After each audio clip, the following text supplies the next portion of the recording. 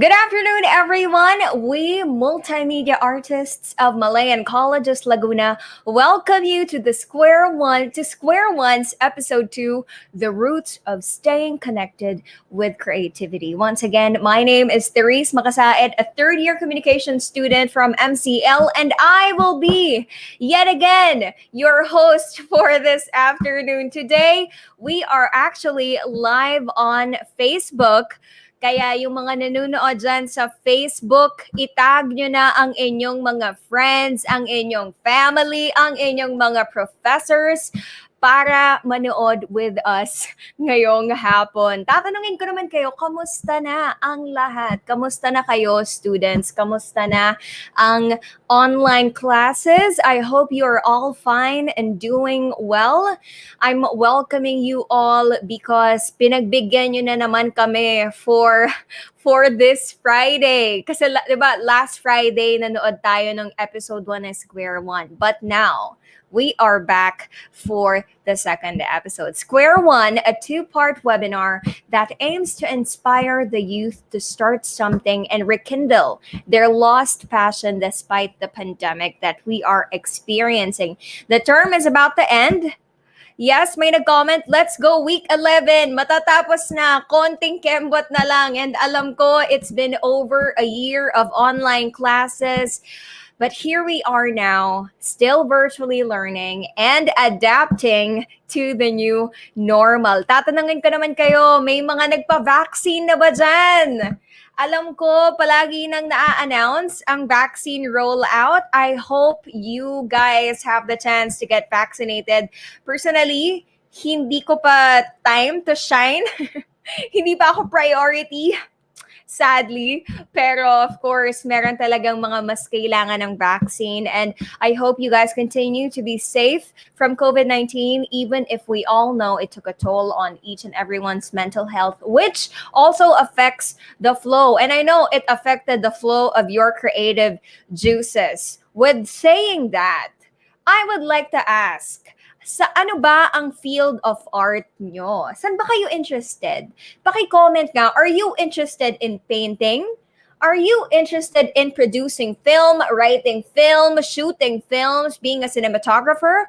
Or are you a graphic artist? Comment them down below and I will read it. Ayan, si Shami.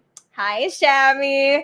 Part din ng ng episode 1 natin. Illustration! Isa kang illustrationist. Napakagaling na illustrationist. Wow, si Jacob. Ochre influencer. Influencer, I can see it. I can see it happening. Yung mga MCL students natin. Sino pa ba dyan? Sabi ni AJ Bandales, Theater Arts. Hey, way to go, Theater Arts. Actually, that's my specialization. Hindi ata nakita ni PD. Ayun, Theater Arts. And lastly, sino pa ba? Sino pa bang mga ano dyan? Anong field of art nyo? I-comment nyo pa, guys. Graphic design, let's go. Ayun, si Ella. Ano ba? Si Ella Burgos, filmmaker na naligaw sa graphic design. Ella, I believe you will find the right path in the right time. So, hindi pa natin alam. Malay mo, di ba? You'll excel in both fields. Iintay namin yan, Ella. I-update mo kami. And lastly, sino pa bang pwede nating basahin ng comment dyan? Lastly, sabi ni Mai Nguyen, Performing Arts. Same Performing Arts. Yes, let's go. Now, I would like to let you know that in the second episode of Square One, we'll talk about the roots of staying connected with creativity. I know you guys are aware that media has played a vital role in connecting people with different mediums that contribute to their knowledge and skills, while also focusing on the subjects of illustration, yung sinabi kanina ni Shami, branding, marketing, and filmography. It is significant for us, the youth, to stay connected with the creative world amidst these trying times. And you know what? Square One aims to provide that inspiration to channel your roots and reignite your motive of starting up despite all the adversities that we are experiencing today. Now, I would like to say once again, thank you for sharing your field of art. Yung mga, sige, i-comment nyo lang dyan rin. Kasi, eto yung mga speakers natin for this afternoon. Baka, martial arts. At least may arts. Yon. I think that counts. Okay, Kel. Martial arts, good luck to you. Okay. You know, guys, for this afternoon, we have invited 3 notable guest speakers from different fields of art that siguro isa sa mga viewers natin kanina na mention na. Our first speaker is RD Rogacion for Overdrive Studios. And our second speaker is Edmond de la Cruz for Creative Director at AC Creatives. And finally, Jet Ilagan for Escuri Music, a sound and visual artist. The guest speakers will be discussing how they handle their fields of expertise despite the pandemic. So keep on watching, and I know you'll learn a lot from them. You'll garner some tips and strategies kung paano nga ba sila nag-start sa kanilang mga respective industries and field of art. And after that, 3 of our guest speakers will showcase their works, discuss and share their tips and techniques on how they achieve those creative outputs. At pagkatapos ng lahat ng kani-kanilang talks, the showcase at Q&As, we will be having yet again a game. But right now, right at this episode, iba na ang game natin. It's called Put a Finger Down, where all of our guest speakers will be asked questions related to their works and experiences. May bago na tayong game, guys. Wala na tayong ginayahan dito, pero tingnan natin sa mechanics para may ginayahan natin. So watch out for that because you'll get to know more about those creative individuals habang ito na naman ako, isa na namang game master for all of you. The tradition of MCL BMA's hosting of an exhibit will be different but still as exciting. I'm telling you. For those who aren't aware, every college week kasi, yung College of Arts week namin, the amazing BMMA students of MCL spearhead an event that showcases their artworks. Sinong nakakaalala nito? Yung mga taga-MCL, di ba? Isa sa mga things that we look forward to in third term kasi yun ang college week natin. Okay lang yan, face-to-face, let's go. So, but due to the pandemic, these multimedia students of 2018, of the batch 2018, will be instead hosting an online exhibit called Square One, where every BMMA student will get to showcase their artworks and show you their talent. For a sneak peek, pagbibigyan ko kayo. So, let's watch this short video.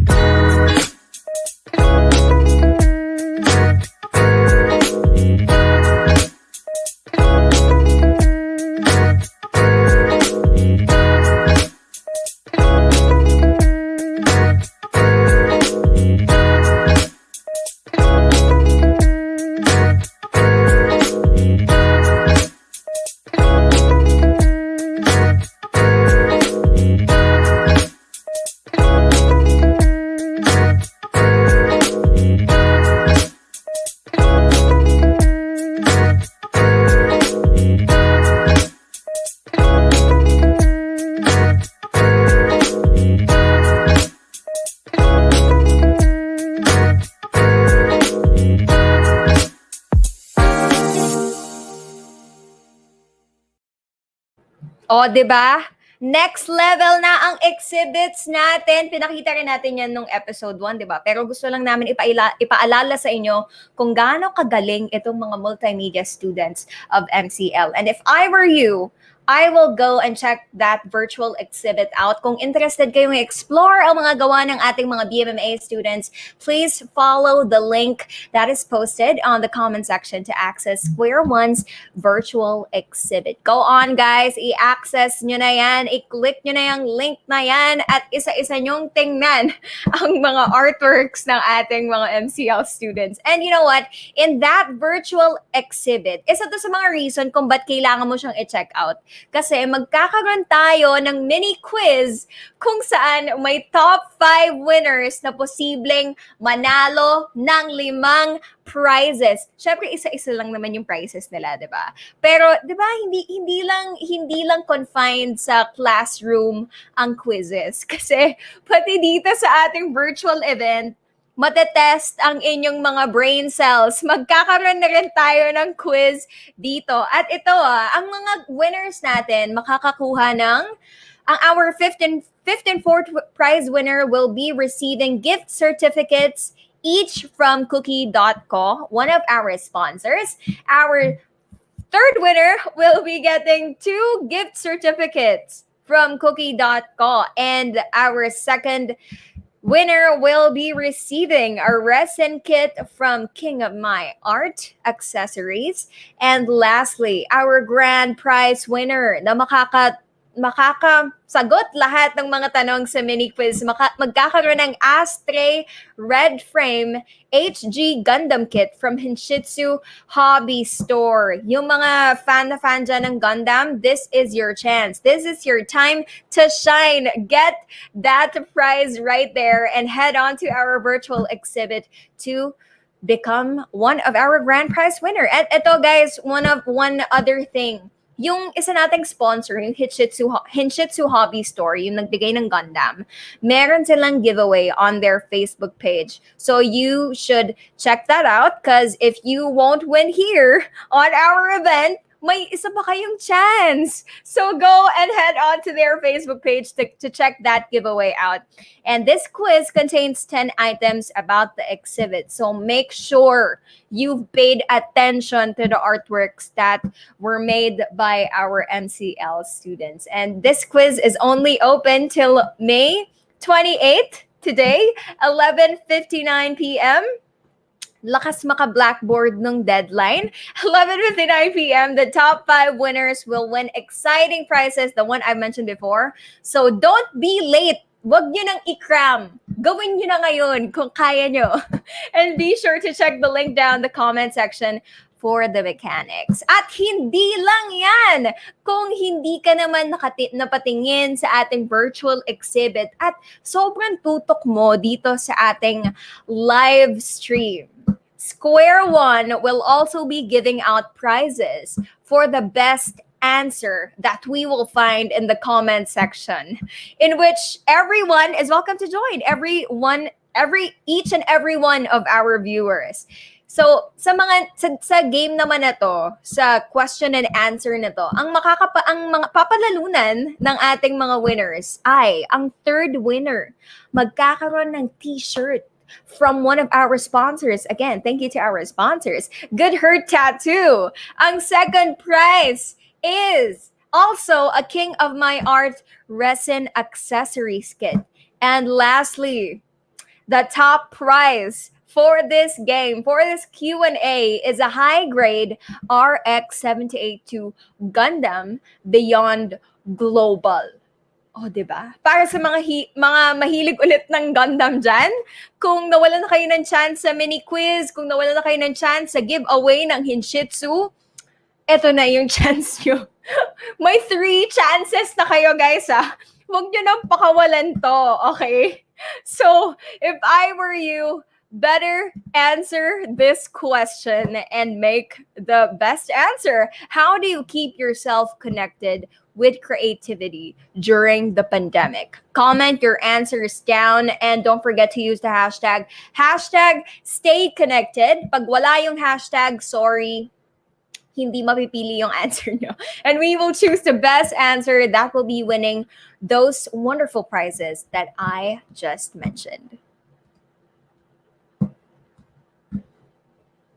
And we'd also like to take this time to acknowledge our beneficiary. Apart from creating an educational platform for the youth, here's the thing, Square One also serves as an avenue for the Rotaract Club of Muntinlupa Central and the Pasita Organic Garden. For those who don't know, Pasita Organic Garden is a community-supported agriculture initiative from Barangay Pasita 1, focusing on organic vegetable and herbs production. It envisions a healthy urban agricultural lifestyle as well as forging bonds through collaborative garden and farm development initiatives around the barangay. You can send your support by donating non-perishable goods and other things flashed on the screen right here.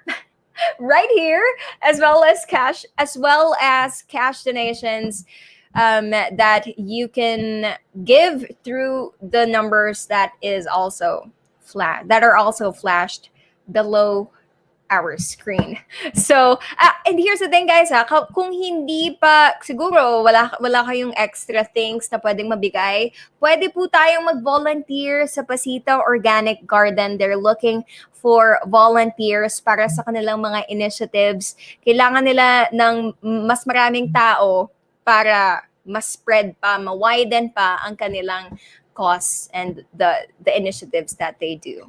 With that, we'd like also to thank our sponsors, That Thing You Brew, Brewfix, Kaishi, Cookie.co, Floor CJ's Event Styling, ENK.co, Knob, Tobal Motorcycle and Machine Shop, E-Scramble, and Maxim Logistics. Media partners LSPU Santa Cruz, Tomas de Rosario College, St. Bernadette College of Alabang, LPU Laguna, De La Salle Lipa, and Aguimat. Of course, our co-presenters, Hinshitsu Hobby Store, Good Hurt Tattoo, Relag Legacy Corporation, Cycling Culture, and King of My Art. Once again, thank you to our sponsors, media partners, and co-presenters. Now, ito na.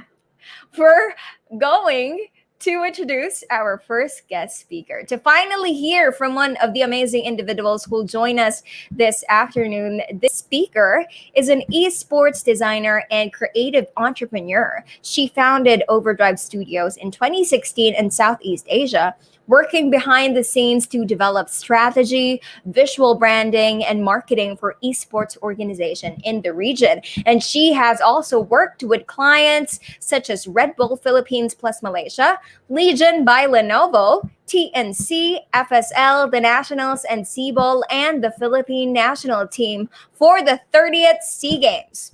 Kabog, diba? She's also the creative director for Acad Arena, a campus esports initiative supporting student gamers. Without further ado, let us welcome this esports creative, RD Rogacion.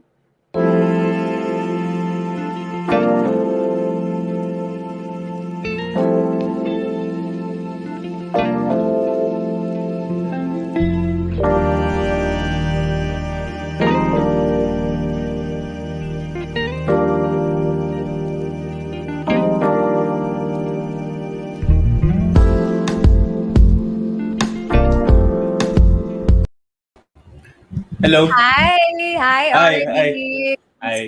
How has your afternoon been? Ang init actually.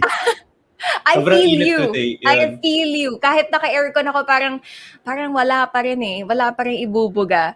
Same. Well, RD, I'm excited to hear from you. It's actually the first time that I get to meet an esport creative, a logo Woo. creative. So I'm excited to hear what you are going to share to our viewers. And the floor is yours. All right. Hey guys, so my name is RD Rogashan. Today I'm gonna introduce to you what I do for a living, which is esports design. So if you can share my screen right now, there you go. So hey guys, so again, what I do right now is, can you switch scenes? Kasi yan. Okay. So I'm the founder and CEO of Overdrive Studios. So as mentioned kanina, it's a creative studio that does esports to an extent, right? So ito ako ng 2019. That was my last live event talk. No? And yeah, also I am the chief creative officer now for Akadarina. So kaka-promote lang. So thank you. And ayun, and I'm also a partner and creative consultant to multiple esports companies locally. So few things. I am from Mapua. I graduated at Mapua. I'm queer, obviously, and I play a lot of video games. So this is a career that I've built with my passion for video games. So a lot of the things that you'll see here are video game related, and hopefully you guys can relate and enjoy. Because I'm having fun with this, right? So and a few more things about me. Before I did all of this, I was actually part of the first batch of employees for Tier 1 Entertainment. If you know them naman, they've been making a lot of waves recently, the company of Alodia Yoshing Tiao and stuff like that. And before that, I've worked with organizations such as Inquirer Esports, TNC, of course, Legion by Lenovo, IO Esports, and the National Esports Team, which is called Cebol. So you'll see more of this later because it's actually one of my showcased works, right? So before that, I'll just share you how I'm gonna do the talk. So I'm gonna share you how I've been and what I've been through, and I'm gonna show you some work along the way. And after nyan, I'll show you some of the things that I've learned over the years. Right? Right, cool. So before that, this is actually more of my work right now. So you've seen here, I've worked with people like FSL, the Global Esports Federation, Playbook Esports, PUBG Mobile, and yeah, and many more. So you'll see a lot of these things. If you guys are familiar with video games and esports, this is pretty much my industry, right? And of course, yeah, some of my work has actually been featured abroad, like worn by players at the international. If you play Dota 2, just the national team, nga, as I said earlier, and yeah, stuff like that. So yeah, pretty cool. But before that, siguro, I'm gonna share you my journey as to how I got here. No? So this is the branding journey that led me to my esports stream. I think when I have to summarize my career, kasi it can all be boiled down to how I branded myself over the years, right? And I'll show you some of the secrets that I've learned, or like the things that I've learned on my own, right? Here's a summary, because I don't want to have a long story, because we're also limited on time. I got my start in esports through Dota 2. So that was the first game that I played competitively. I not competitively, pero it was the first game that got me exposed to the industry. And 2 years later, I got my first gig as an esports writer. So I was writing for a website that's basically an esports website, right? And I've also graduated from college. So sabi ko nga, mapuha ko, I graduated at multimedia. So, ayun. And eventually, I've tried to apply for several gaming jobs kasi it was my dream naman talaga ever since that I love gaming and I want to make a career out of this, right? But yeah, I got rejected from all of them, and then I settled for a digital marketing role. So that was 2015. 2016 naman was a pivotal year in my life kasi there were a lot of like events coming in the Philippines. One of them was the Manila Major. So that's where I found my footing and like I put myself out there to like meet the people in the industry and get to know them, like get to pick their brain, stuff like that. So parang nakita na kami and then pretty much, yeah, I think yun lang ang pinaka nangyari doon. So I met some people. I told them what I wanted to do in esports kasi I want to enter the industry. And then eventually I founded Overdrive Studios. So that was 2016. And ayun, I think the last part of the 2016 one is a lot of people noticed my work in Overdrive that actually led me to quitting my digital marketing job and joined an esports organization full time. So full time esports now ever since. And ayun, during this time, then we were building a company called Tier 1 Entertainment. So you've seen Tier 1 naman. And yeah, that's one of my first big companies talaga na I've joined. So I've established this entire identity, including the logos and sub-brands. So ayun, and I left 2019 kasi I wanted to go full time with Overdrive. So that's what I've been doing ever since, even like last year pa. So during that time naman, I've worked with clients such as Seaball, which you'll see later, Red Bull, AirAsia, FSL, and many, many more. And nowadays, I think one of the key things that I want to share lang is we've actually survived a pandemic. Kasi a lot of the things that were happening last year where a lot of businesses were closing, and we were also at that point that we were thinking of what to do. And thankfully, we've expanded globally then to like we're getting more clients internationally. We survived the pandemic, and we're paying a lot of our team members as well. And right now, I've also accepted a role as a Caterina's creative director. So that's also one of the things that I'm doing right now. And yeah. So what actually helped me get to this? Kasi you've seen here kanina, I got from Dota 2, from just playing to actually work in esports, right? So that's like a 7 year journey, and it's still ongoing right now. So what led me to that part? So here are three things that I think I can share with you guys because this is the things that I've learned over the years. No, so number one is voice. Number two, expertise, and number three, channels. This is pretty much the things that I live by right now. Kasi ayun, I think a lot of the times kasi branding, people think of branding as like the look, the logo, whatever, right? But branding is actually more than just that, and I'll show you why later. So yeah, number one, it was my voice. So finding my voice was something that I think separated me from the rest because I was focusing on the industries and things that I'm passionate about. So a lot of the things that I've been doing were geared towards gaming. So it was a natural step to do esports then. So that was the voice that I was trying to do before. Right? Next one was building the expertise. So obviously I'm not going to be someone who's really good at the beginning, but over time I've built that expertise over the years through my relationships, through the work that I've been doing, through trial and error and stuff like that. Kaya ayun din, I had to build my expertise in the subject matter with esports and designing so that a lot of people will come to me eventually, right? Because no one will listen to someone with no strong experience on the subject matter, no matter who you are. For example, if you're someone na parang bida-bida lang, right? And you're talking about something like basketball or something like football, pero wala ka alam sa sport, you're not people aren't gonna listen to you. And that's the same thing with branding and esports as well. So that's the same thing you have to do when you wanna like stand out from the rest then.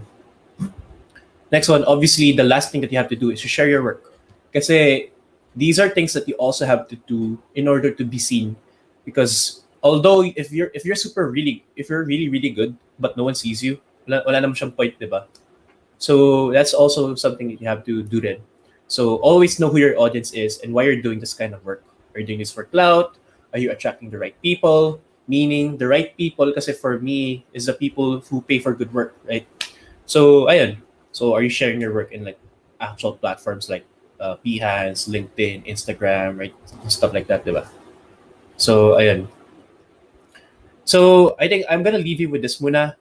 Kasi the following slides are actually all the showcase of my works, no? So people who do business with people who they know, like and trust. And branding helps elevate these things. So I think something that I can share was a lot of people who I work with right now, hindi na ako gumagawa ng proposals, and I'm not doing proposal for them. A lot of the people that I'm working with are just people who know me and like my work and trust me to do a better job and a great job on that. So that's how I built my company and my branding over the years. So right, actually this is a case study now, so maybe we could direct ano ba to? Are we gonna just move to the case studies ba, or do you wanna like are we gonna segment this ba? So, right. Sige. Anyway, I do have some case studies to share, which is number one, TNC Group. So if you guys know the Dota team, the TNC Pro team na has actually made history by defeating OG, right? So that's yun yung kwento nila before. So they asked me to do a rebrand of their old logo. Kasi a lot of the times when we were working with TNC, the logo, kasi parang ang nangyari dun was the logo was very hard to work with, and especially in smaller sizes, so hindi siya masyado napapansin. No matter how menacing it is, hindi siya masyado napapansin, or it's not iconic enough. Kaya it's hard then to do it in like things like print, like clothing, like stickers, kasi, di ba, the Phoenix icon was used in a lot of like different ways pa, other than just the logo itself, right? So, some things I want to share with you guys, some preliminary sketches, some concepts that didn't push through, and the actual Phoenix that I was working on right now. So, ito yung actual logo nila, itong nasa kanan. So, yeah, pretty much this is the new logo of what I've done with TNC. It's a short process long, but if you guys have any more questions, I'm happy naman to share it naman later. Right? Sige. Okay. Okay. Hi, thank you, RD, for sharing one of your work, the TNC case study. May ipapakita ka pa ba? Is there more? Meron Is there mamaya. more in store? Okay, mamaya. Well, from this part of your presentation, nalaman ko na magkadugo pala tayo since you're from Mapua. And MCL is a Mapuan school. So that's great. And napakita mo naman how your love for gaming is what started your journey in the esports industry. Well, RD, yun nasabi mo kanina, may iba ka pang presentation to showcase your projects. And we'll be discussing as she goes through her works. And to those who are curious, na-mention niya na kanina, you can just drop in your questions. I will read them out loud for you. And now let's listen to RD's creative process as she showcases her works with the showcase. All right.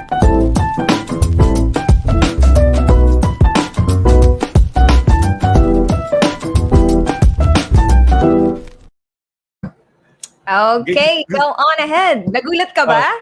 Gusto ko yun yung may intro Hindi ko in-expect. Kaya pala sinasabi hiwalay ko yung work ko. So, my bad. Okay. It's fine. Isa to sa Sige. mga gusto namin, sinusurprise yung speakers namin. I Okay, know. well, Ganda ng RD, production. yeah, go on ahead and Alright. delve deeper into your case studies. All right, but I guess that was one of the projects that I worked on. So I think that was launched last year. Ito naman, this was launched in 2019, and this is by far one of my favorite projects talaga. Kasi a lot of the things happened in circumstances kasi parang ayun. And then, basta makita nyo. May kakwento ko na lang. Anyway. Okay. Sige, go. So kasi in 2019, esports was actually launched in the 30th Southeast Asian Games, right? So there's a lot of like controversy with the Southeast Asian Games, but one of the good things about it was esports was introduced as a way to target the youth audience even more. So right now, wala kasing like national team yung Pilipinas kasi there are a lot of like good teams, like for example Brand Esports, TNC, Execration, yung mga stuff like that, and we also have a lot of like Filipino players na playing abroad, right? Pero wala talagang like unifying team when we were trying to compete for like things like the SEA Games, like an Olympic level event, right? So one of the things that we worked on was actually the entire branding and the name for the national team. So ayun, so the reason why it's called Sibol kasi It's because there are like different things that went into consideration. Number one, it has to reflect our industry, which is esports, which is growing pa. So Cebol is a sign of growth. And then number two is kailangan medyo katunog siya ng mga Philippine national teams din natin ngayon, like si Ascas, like Gilas, right? So that's something that Inline I wanted dapat. to. Oh, inline that kasi on brand din eh, since national team tayo. Yeah.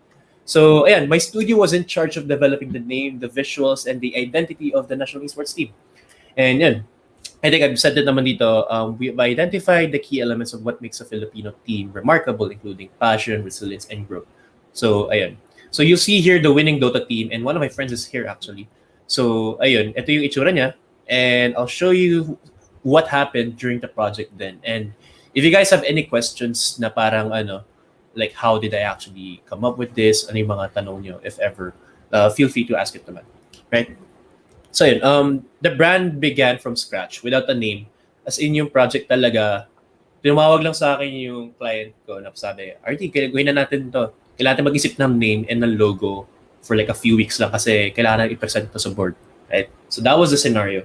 So actually, ito yung, ang mahirap dito kasi sa lahat was picking the name. Kasi the name actually has to really stand out, right? Yeah. Kasi ito yung maririnig na lahat eh. Right? Mhm. So yun, we were tasked then to create the logo. And ayun, I guess na-mention nga kanina, Cebol was the name chosen to represent growth. And the main symbolism was a leaf. So leaf talaga yung parang gusto namin gawin.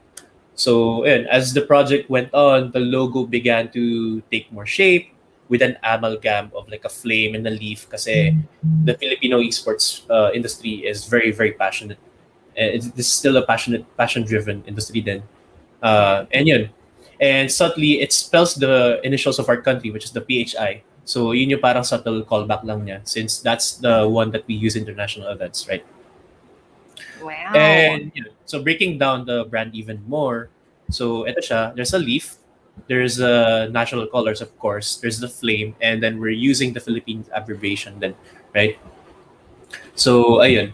And then since medyo Olympic level event siya, we wanted to showcase more of like ano ba talaga yung mga nilalaro during that time. So we created some icons na festive siya for for PC gaming, for console gaming, for mobile gaming, and then stuff like that. Kasi ano siya there were like multiple games then involved. So not just Dota. There was like Hearthstone, StarCraft, like Mobile Legends. If you guys play that, MLBB, diba? Yung mga ganun na ba? Arena of Valor. Yeah. RD, I have a question. How many takes did it take bago nyo na-finalize yung Yeah, final logo, lahat, Ooh. yung symbolism? So, Okay. ilang months ba yan? Ano yung timeline na nangyari? 2 weeks. 2 weeks! Actually kasi Grabe! actually RD lang malakas! hindi may ano siya. Actually we were short on time, so a lot of this was actually done on a short notice then. Kaya it's one of the projects I'm very proud of kasi like you know how like different companies like work naman. So marami talaga layers of approval yan. So ang dami ring like a lot of the process were also bottleneck then. So there was a lot of waiting. Pero when it comes to the design kasi, I think a lot of people trust me enough naman to pull it off. So I'm very happy that they did. And ayun, I think once I got the name down, kasi the name was the first one that I had to propose. Madali na lang yung logo kasi I already had the logo in mind doing this. And I think I have like 3 versions of the logo and the 2 versions were really, really bad. So ayoko na ipakita. Sige, okay lang. And yeah. Okay. And then like developing the brand even further, I wanted to use the leaf as something like a forest na type na graphic. Since parang ganito siya sa animation na nakikita nyo ngayon. So medyo unraveling siya since para makita yung logo and like all the sponsors and stuff. And it's also used din sa mga it's also used in things like their uniform, which nakita nyo sa uniform nila. And I think I have it right here then dito ito all the jackets, all the jerseys. Yeah, okay. Yeah, all the Talagang tatatak yan sa mga elements. sa mga minds nila. Yeah, all the elements were there. So right now, one thing that I can share is my friend who's actually like one of the people leading the project talked to me during the event itself, during the SEA Games. Para ano siya, like one thing he told me was hindi na Philippines yung tawag sa national team. Sibol na. So that's something that really stood out Oh. for me.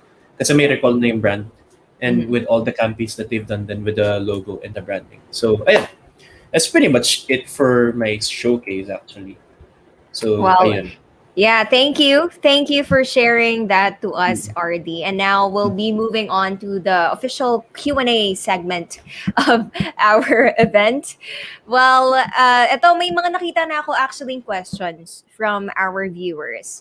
Tinatanong ni Raiden, sino po ang best hero nyo sa Dota 2? Pero joke lang daw. How do you think esport helps most of young people in dealing with the pandemic? Sige, sagutin ko rin yung first. Sige. Di na ako nag-Dota, pero Jakiro is my favorite just because he's a cool dragon. But yeah, how do you think esport helps most of young people dealing with the pandemic? I think kasi with the pandemic, one thing that like the pandemic resulted is like wala na talaga connections physically, right? Mhm. With video games and with esports in general, the connection still happens. And I think I spend a lot of my nights gaming then with all of my friends and all of my Yeah. workmates then. So I think gaming or esports in general helps with that sense. Para syempre like connections pa rin yung ano eh, yung kailangan natin sa mundo, right? Yeah, and globalization, 'di ba? Yeah, Kasi yeah, ngayon kahit sino pwede mo nang makalaro. So that's a exactly, good thing. Closing the gap even in the pandemic. Okay. exactly. A second question from Dij Bautista. I'm really not an expert on making logos. Do you have any tips on how to get started? Your logos look awesome, by the way. True Woo, to thank that, you. Dij. Thank you, Deej. I think one thing you have to realize about logos is it's all made of shapes. So a lot of the times, Tita, for example, one of the Seaball project was actually just few shapes lang yan. Tapos I just derived it differently. Parang ginawa ko lang siya parang in-edit ko na yung mga shapes. No? That's pretty much how I did the Seaball logo. And even my overdrive logo is a circle, right? So if you can break it down to its simplest form, that's really how you do logos that's really how you do logos naman. Looking into it. Okay, well, another question from John Amores. Why do you think the minimalistic theme is growing and trending right now? Oy, kilala kita. Natawa. Ah, kilala mo ba? Akala ko kung ba't natawa ka, Ah, RD. kilala ko yan. Shoutout sa kanya, tsaka sa kuya niya. Nagpapa-shoutout daw siya. Okay. Ayun, I think kasi, ano eh, like, wala na, like, with the minimalistic team kasi, like, there's a lot of people whose attention spans are actually shortened na, including myself. So, I tend to look at things the way it is lang. Kung mas simple siya, mas madali, maintindihan. So, I think that's one of the reasons why. Plus, everything's just moving fast right now, and people don't have the time to look at, like, more complicated work. Okay. Thank you, RD. And another question from sino ba direct? Kay Don Castro. How do you stay motivated po on coming up with fresh designs? Right. I think medyo connected din siya sa actual team ng talk natin, no? Like with Mhm. staying roots with your creativity. I think one of the things that I do is I actually step away from doing anything creative. I'm just gonna shut down my brain, which is rare naman for me kasi I do a lot of things that. Pero how do I stay motivated on coming up with fresh designs is number one, I also have a team naman that helps me with looking at my designs kung may makikita silang pangit or di ba ganda. They're gonna tell me naman. And the second one naman is I just step away from it for a bit. Try to relax, try to fix my mindset. Kasi I've been working on the project for so long, I'm gonna have like biases to it towards it na parang feeling ko okay na to kasi I've been working on this for so long. Gusto ko na matapos yung project, right? So, yun yung nangyari. I just step away and then I come back with a better perspective. Okay, taking a breather is Yeah. important. Well, and last question for you, RD, tinatanong ni Alan Manaloto. Kilala mo rin ba to? Oo, kilala ko yan. When you seem to run out of creative ideas, where do you get inspiration to create more awesome logos? Mm.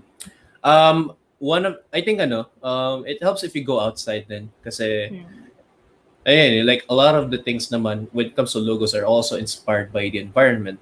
For example, the seaball nga was inspired by a leaf, right?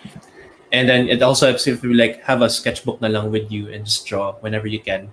Like it doesn't have to be perfect naman as long as you have some ideas out naman. So ayun.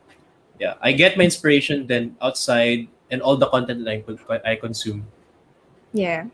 Okay. Thank you for sharing that, RD, and for answering the questions of our viewers.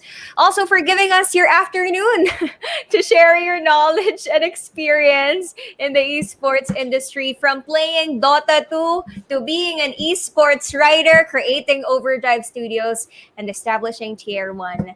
Once again, thank you, RD Ragashan. Have a wonderful day and stay safe. Thank you. Don't worry guys, babalikan tayo mamaya ni RD for the game that I talked about a while ago.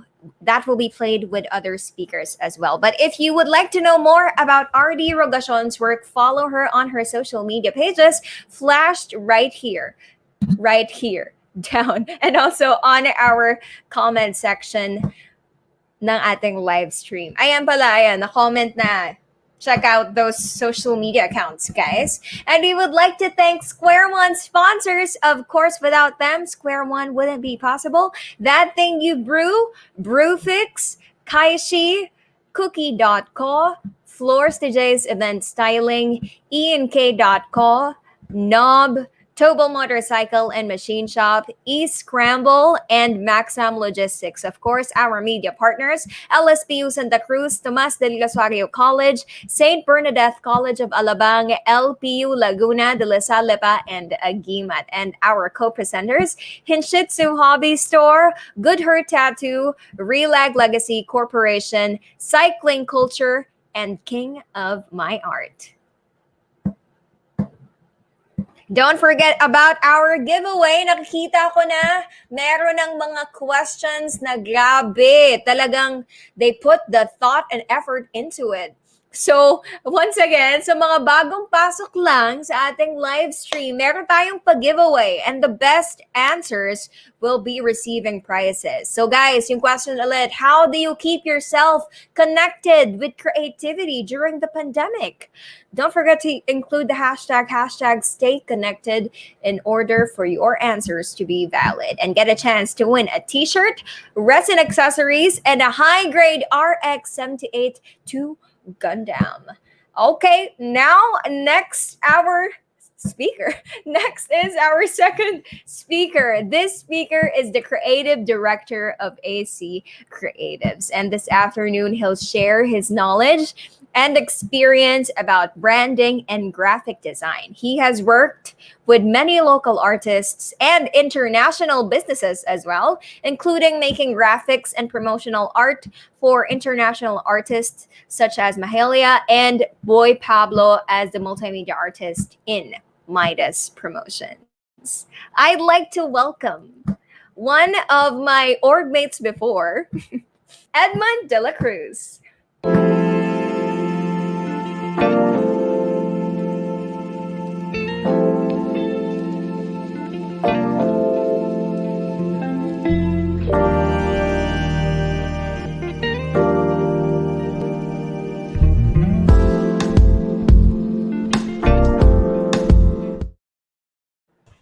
Hi, Hi. Ed.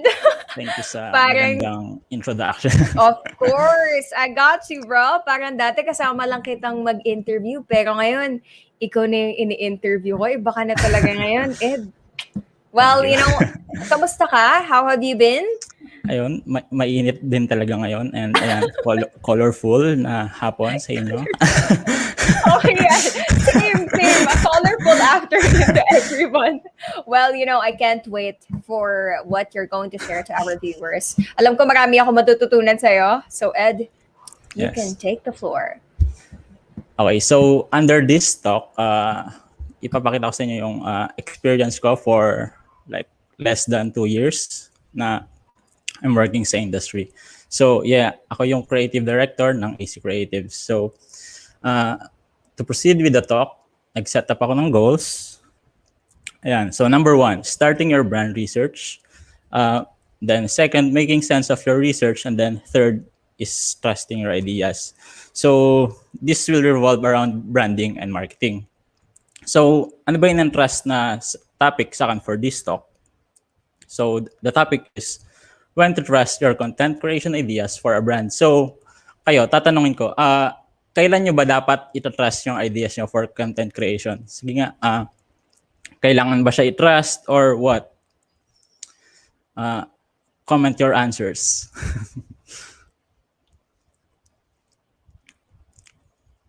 Walang sumagot. Wala bang sumagot dyan, ha? So, okay. So, ito na lang. Ito na lang yung sagot ko. Ayan, sabi ni Danny kapag feel niya. Kapag feel niya lang daw, i-trust yung content creation idea niya. Which is, pwede, tama. And then, ito naman yung sagot ko. Don't. So, bakit don't? So, let's let's proceed with the story with the client ng AC Creatives. So, this si Cookie, ano siya, LGBT coach, ayan, bringing a new approach to supporting high-achieving LGBT people reach their full leadership potential in terms of self-growth, acceptance, relationships, and love. So with that, ano bang kailangan niya sa amin as a marketing agency? So, kailangan namin gumawa ng, kailangan mag-ideate ng content na magde-deliver perfectly ng message niya. And then, kailangan bigay namin yung tone kasi this tone will direct sa mga like-minded individuals, particularly those in the leadership roles, para they can change their work culture and then they can introduce inclusivity through his work. So yeah, so what we did is gumawa kami ng nag-content creation kami and then branding. So before that, anong ginawa namin? So what I did is stylescapes. So thanks the future, yung stylescapes, ano siya, carefully curated combination ng colors, existing graphics, materials, typography, ganyan. So with these, yung first one, ayan, nagbigay rin siya ng adjectives niya habang kinakausap namin siya, back and forth, na magde-describe ng brand niya. So, first is bold, creative, kind, transformational, inspirational. So, with these three, ano dyan sa tingin nyo yung pinaka magugustahan ni client? Sa tingin nyo, ano dyan yung napili niya?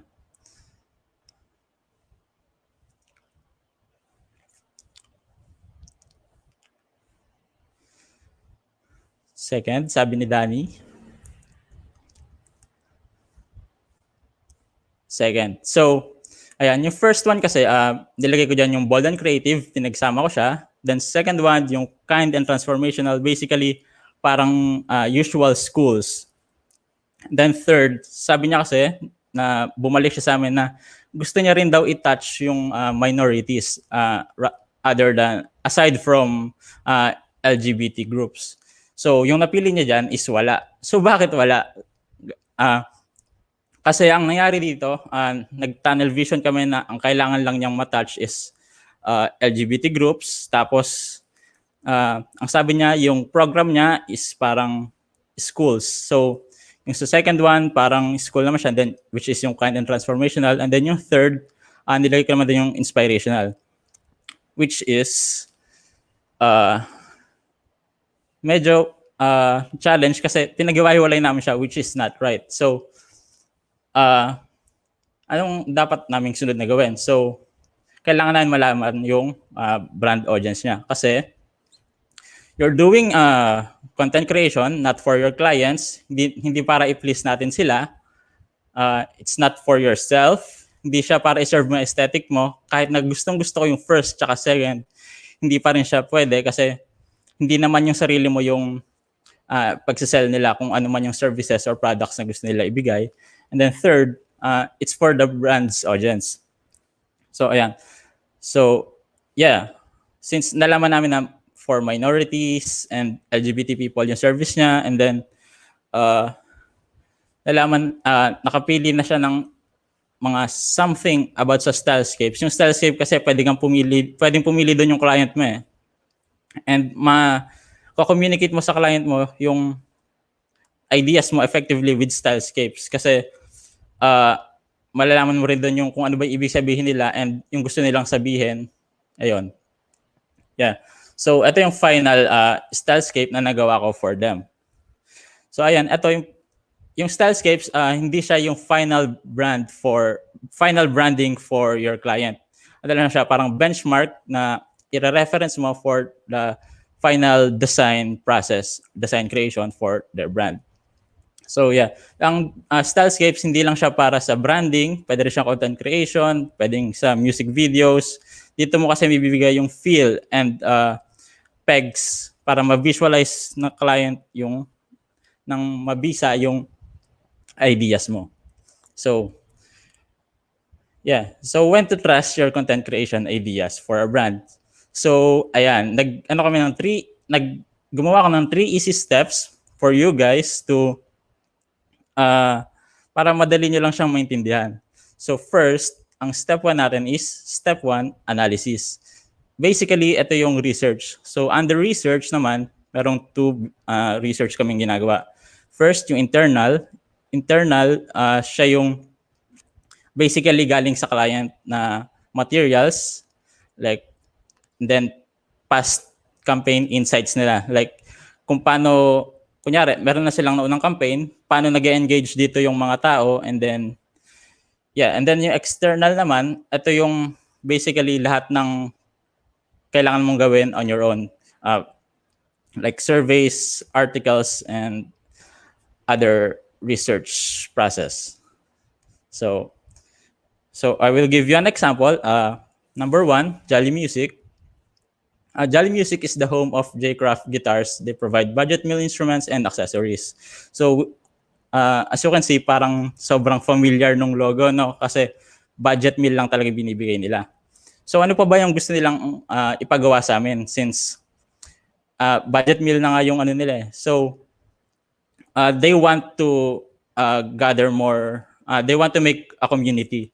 So what we did is nag-survey kami for Jolly Music followers, ayan, para malaman namin kung paano sila nag-engage, ano yung interest nila, and then kung how they kung paano nila nalaman yung about Jolly Music. So with those surveys,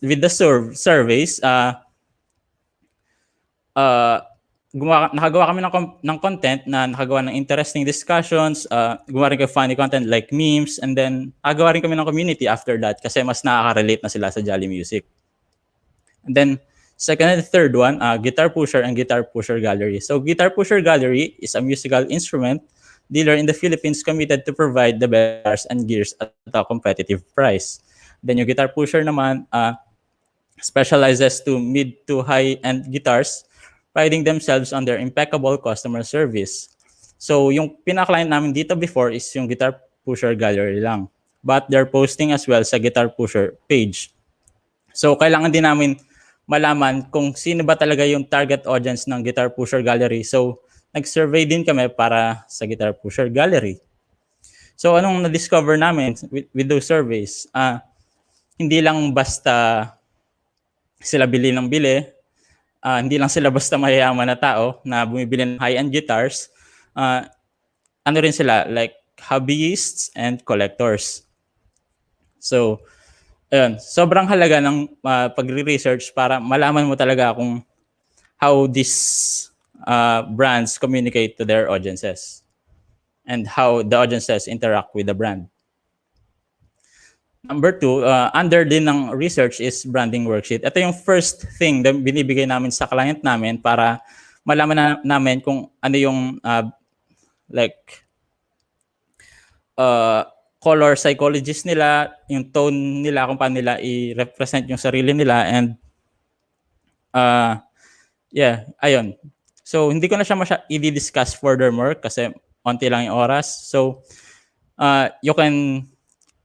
I can give you a copy, so yung PM me, or you can send us an email at hello@accreativesph.com.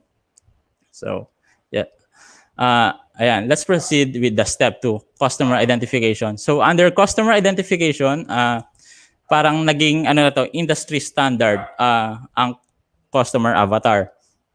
So, sa customer avatar, yung purpose nito is to know the brand's ideal target audience.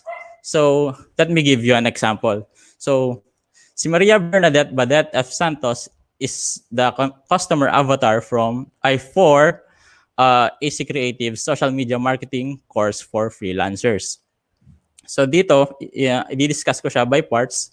So ayan, yung age, gender, marital status. Basically, yan yung uh, basic information from people.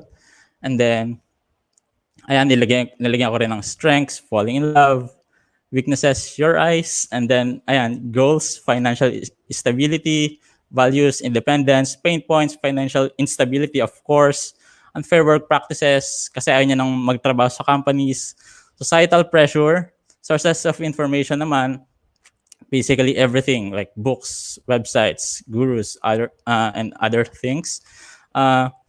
Possible objections, price, payment methods, and user experience. So last time na nag-talk ako sa class ni Sir Gerald, dinidiscuss din yung user experience. And so ayan, basically sobrang halaga niya kasi minsan kapag hindi natin na-direct yung customer natin bumili, aalis na sila. So and then yung last one, role in the purchase process. So again, yung pinaka essence ng customer avatar is to know the ideal customer ng brand. So ayan, yung name naman, bahala na kayo kung gusto niyo siya lalagyan ng name, yung customer avatar nyo. And ano lang to, parang ma-humanize lang masyado yung customer avatar. So ayan, taga MCL pa siya, may lanyard siya ng Malayan Colleges Laguna. So, yeah. So, speaking of MCL, naging thesis ko sa MCL when I was in college, yung angkas. So, bakit siya nilagay dito? Kasi nag-research din ako syempre, nag-research ka about sa thesis. So, dito, na-discover namin kung ano yung customer avatar nila kahit hindi ko pa alam yung customer avatar noon. So, kayo, tatanungin ko, ano dito yung feeling yung mas gagamitin ni Angkas para ma-communicate nila ng maayos yung advertisement nila effectively?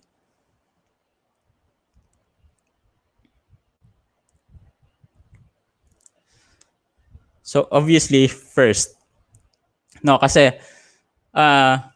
yung customer avatar nila or yung audiences nila probably is yung mga people on the go. Sila yung laging nasa internet kasi hindi naman sila makakapag-book ng angkas kung wala silang internet. So, ayan. Pwede rin naman nilang gamitin yung second one, pero masyado siyang serious for their brand. Baka hindi rin siya makakuha ng engagement na gusto nilang ma-reach. So, yes. Okay, so last step natin is confidence. So, nakapag-research na tayo. Meron na tayong insights nila. Alam na natin yung audience, how they communicate, yung brand worksheet nila na ibalik na sa'yo. May customer avatar ka na. So, ano pang kulang, no? May ideas ka na rin. Okay, so last step natin is confidence. So, without confidence kasi, hindi mo siya ma-present ng maayos sa client mo, dun sa owner ng brand na pinagtatrabahuhan mo, if wala kang confidence. Sabihin na natin may research ka na, nakapag-research ka na, tapos hindi mo siya ma-defend kasi wala kang confidence. So, yeah. Yes, yan yung last step natin. So, summary, we have analysis, number 1. Number 2 is customer identification. And then, number 3 is confidence. So, ayan, ACC. Medyo pilit siya, pero maybe under this acronym, hindi mo fully trust yung ideas mo without ACC. So, yeah. So, bakit ba natin kailangan gawin tong ACC? Ayan. So, ACC kasi, yung ACC, kasi a good brand is a brand who listens. So, nagtatrabaho ka for this brand. So, kailangan ma-reciprocate ng brand na yon yung sinasabi ng audience nila pabalik. Like how they interact, ganon. So, and paano nag-engage sila, kailangan ma-reciprocate nyo yun. Kasi kapag ang funny nga nung audiences mo tapos ang lame nung nilalabas mong ad, so hindi siya effective. So, when do you trust your content creation ideas for a brand? To-trust mo lang siya kapag backed up na siya by data. Kapag napag-research ka na. Because a good content creator trusts their data-driven ideas. So yeah, that concludes my talk for this afternoon. I hope you guys learned a thing or two. So yes. Yes, a good content creator trusts their data driven ideas. Thank you, Edwin, for telling us the importance of understanding the ins and outs of branding, the challenges that you've been through, yung diniscuss mo nung una, the relevance of stylescapes, knowing the brand's audience through customer identification. Natuwa ako dun sa example mo. Medyo familiar si Maria Bernadette Badet F. Santos. Hindi ko lang Familiar ba siya? Mukha ba ma-pinpoint. siyang Oo, taga-MCL? familiar. Parang taga-MCN. Hindi ko lang ma-identify kung sino. Pero guys, kung may question kayo about Ed, feel free to put it down in the comment section because right now we'll head on to the part where he will showcase his works and projects. With that, let's start the showcase.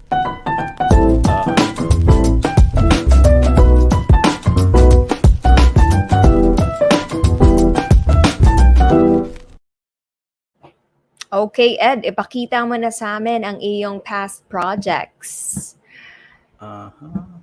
Ayan. And, ayan, feeling ko, parang nag-comment Ayan. na si Badet sa, Nag-comment na si Badet. sa live stream natin. So, Badet, is ito that yung you? show. Okay, go ahead, Ed. Go ahead. Mukhang siya nga yan. Nagpapanik siya. Okay. So, itong i-showcase ko is about 3 aspects nung pag-work ko in almost 2 years ko sa marketing industry and like creative industry in general. So, yeah. Ito yung first one, yung works ko sa Midas Promotions. So, basically, yung natutunan ko dito is pagpa-pattern ng branding materials mo sa existing branding materials. So, ayan, yung existing branding material, of course, yung official poster ng concert. So, ayan. Since sa concert promotions kasi, ang limited lang ng content na pwede mong gawin. So, what I did when I was working in Midas Promotions, kasi yun nga, yung concerts ngayon medyo patay kasi because of the pandemic. So, Puro ayan yung virtual.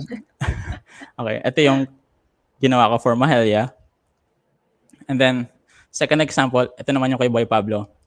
Ito, nagawa lang ako ng art talaga. And then, nilalabas ko sa Midas Promotions. Pero naka-pattern pa rin siya sa main material, which is yung poster. So, ayan, itong nasa gitnang artwork, ginawa ko siya to as a giveaway para makapag-engage sa audiences ng Midas Promotions. Like, comment lang sila, ibibigay ko sa kanila yung Boy Pablo wallpaper. So, yeah. So, ayun lang yung 2 concerts na nagawa ko for Midas Promotions kasi nga, nagka-pandemic. So, yeah. Okay so, lang yun. Many more opportunities to come. Okay, go ahead. So, second part, ito naman mga personal artwork ko. So, for this one, ito yung collaboration namin with collaboration ko with Tommy Lee Santos. Hindi siya si Badet, I think. So, disclaimer, hindi siya si Badet. Ayan. Hindi pala yun yung video. And then, ayan. Ito naman yung other personal artwork ko. As you can see, no, parang, bakit traffic cones? Ganyan. Kasi as I was working sa Taguig, kasi taga-South ako like Malayan Colleges, Laguna graduate. I'm from San Pedro. Lagi ko nakikita sa SLEX, traffic cones.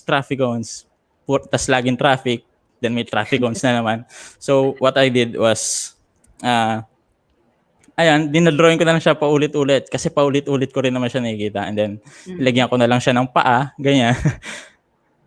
So, maybe yung reason niya is gusto ko lang talaga mag-drawing ng sapatos. Naghahanap lang ng to draw shoes. So, yeah. Yeah. And then, And yeah, okay, go yeah. ahead. So third part naman is AC Creatives. So, sa AC Creatives, nagsimula siya as a passion project ng CEO namin. So, ayan, kung makikita nyo, ito yung content, parang iba-iba siya, no? Pero ito yung content namin along like a whole year of content namin. Ang dami niyang stages na dinaanan. First one, parang emoji lang yung gusto namin gamitin. Second one, gumawa ako ng character. Maybe it's a bean or a potato. I don't know. Tapos para lang ma-communicate namin ng maayos yung gusto namin sabihin to like other social media people as well. And then third, yan, nagkakulay na yung buhay niya. Like how, yan. And then yung sa fourth one, ano kasi to, when I was started, like, as a creative director, parang hindi ko pa siya na-embrace fully kasi, of course, I'm lacking experience. Pagkagaling ko sa concert promotions, nag-advertising agency ako and then hindi ko pa masyadong alam yung in and outs. So, ayan, yung fourth one, meron kaming consistent color palette na sinusunod. And then yung fifth one naman, yan yung pinaka-latest namin. Yan yung parang medyo inspirational siya, no? Kasi yung pinaka-tina-target na namin yun is coaches. Nag-niche down kami para mas makakilala kami nung like similar services na ito yung expertise namin. We can market coaches effectively. So, yeah, and then lastly, hindi lang kami basta marketing and branding. Hindi lang yun yung ginagawa namin. Gumawa rin kami ng courses for startup freelancers. Bali, tinuturuan namin yung other people, like aspiring freelancers para mag-guide namin sila sa industry na freelancing. So, ayan. Ito yung one of the ads na ginawa namin for that one. Okay. So, That's great. yes. Napaka-relevant kasi 'di ba, kunwari ngayon nasa pandemic na, many businesses or freelancers are turning or transitioning to social media sa online platform. So napaka-relevant nung pa-course nyo. And sana maraming mag-sign up, and since nakita na ng mga viewers natin, kung gusto nyo maging freelancer, nakita nyo na from AC Creatives. PM nyo Ayun, lang guys. kami. PM Di lang, na. kung kamukha nyo si Badet, kung nandun kayo under yung description ni Badet, bibigyan namin kayo ng discount. Discount. Sa student. Student discount. Kung gusto nyong mag-enroll sa course namin. Sana nakinig kayo, guys. Wala nang balikan yung slide ni Badet. Okay, now, Ed, we're gonna be heading to the Q&A segment of your presentation.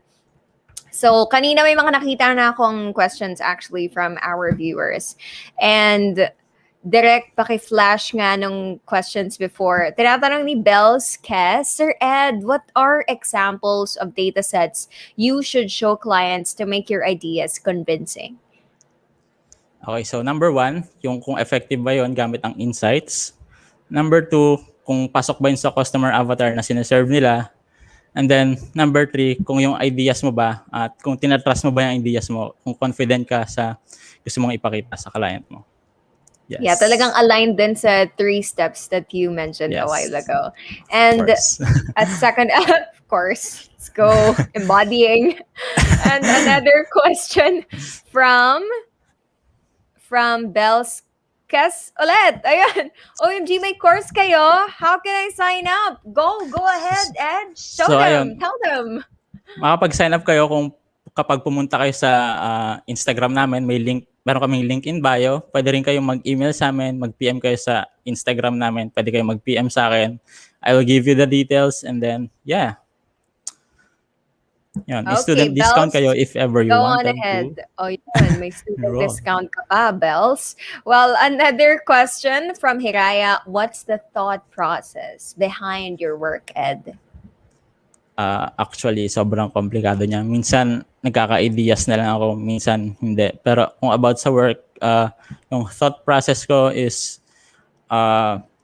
kinukuha ko muna yung gusto ng client, then kinukuha ko yung syempre tinignan ko kung possible ba siya gawin. Mm. And then yes, I'll move forward with the design process. And then kung sa own things naman, ayun, parang personal stuff na lang. Like inspirations na lang, like what I Yeah, see. and what yun nga, that I was just about to say, yung mga na-observe mo from your surroundings. Na nabanggit din ni ni RD kanina, 'di ba? Na you should look for inspiration outside of the comfort of your homes. Okay, well, another question from Jenny. As a creative director, Ed, how do you create designs through influences, pegs, while not ending up as copying them? Kasi kapag nagawa ka ng design for a client, ganyan, syempre, titignan mo kung ano ba yung naging effective sa ibang brand, no? So, makuha mo yung kung susundin mo yung brand ng client mo, hindi mo naman makaka-copy entirely yung other brand. And then, kasi kapag nakuha mo na rin yung influences from this brand, i-reiterate mo siya, no? Gagawin mo siyang original idea mo. And then, this idea will develop into something more, kung paano ba siya gustong i-communicate ni client, kung paano ba siya i-communicate ni brand.